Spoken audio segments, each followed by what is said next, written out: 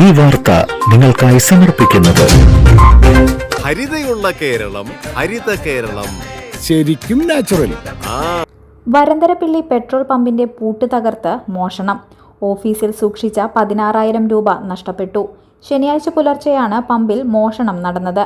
ഓഫീസിന്റെ വാതിൽ പൂട്ട് തകർത്താണ് മോഷ്ടാവ് അകത്തുകടന്നിരിക്കുന്നത്.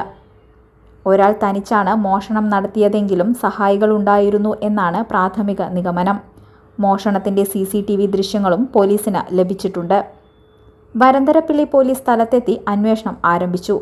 വെണ്ടൂരിൽ കഴിഞ്ഞ ദിവസമുണ്ടായ മോഷണത്തിന് പിന്നിലും ഇതേ സംഘം തന്നെയാണോ എന്ന് പോലീസ് സംശയിക്കുന്നു. മുടിയുടെ കാര്യമാണ്, സ്കിന്നിന്റെയും കാര്യമാണ്. അപ്പൊ പിന്നെ റിസ്ക് എടുക്കാനൊക്കത്തില്ല.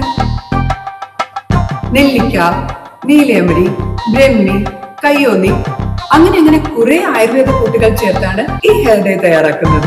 ആയുർവേദത്തിൽ ആദ്യമായി ഹരിത ഹെയർ ഡൈ ഇപ്പോൾ ഹരിതയിൽ നിന്നും.